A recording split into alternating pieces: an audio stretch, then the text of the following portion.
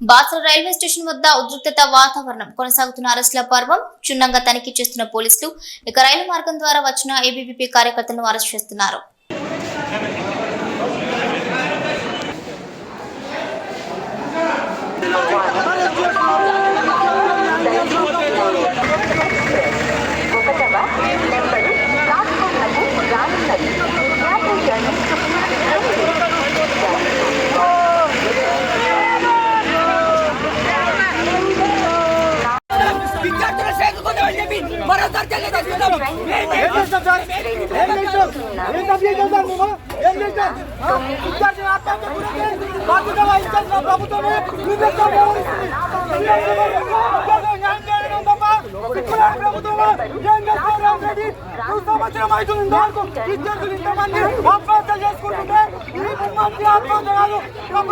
నాయకుడు మొన్నటికి మొన్న స్వాతి ప్రియ అనే విద్యార్థి అనిపోతే విద్యార్థి నాయకులు ప్రశ్నిస్తే సాయి కుమార్ అనే విద్యార్థి పైన దాడి చేయడం జరిగింది.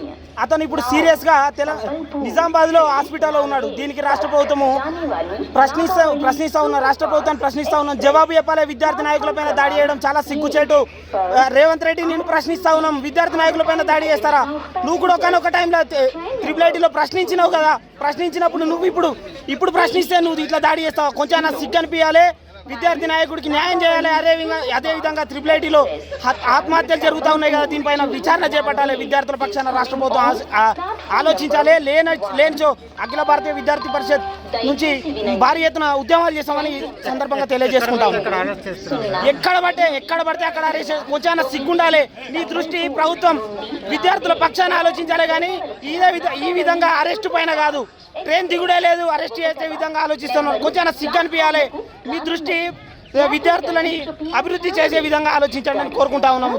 కనుక రాష్ట్ర ప్రభుత్వం ట్రిపుల్ ఐటీని ప్రక్షాళన చేయకపోతే, ట్రిపుల్ ఐటీలో ఉన్నటువంటి సమస్యలపైన ఒక ఆన్సర్ చెప్పకపోతే మేము మాత్రం గర్జిస్తాం, ప్రశ్నిస్తాం.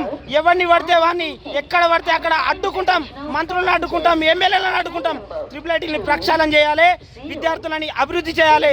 ఈ దేశం అభివృద్ధి చెందే విధంగా చూడాలని కోరుకుంటా ఉన్నాం.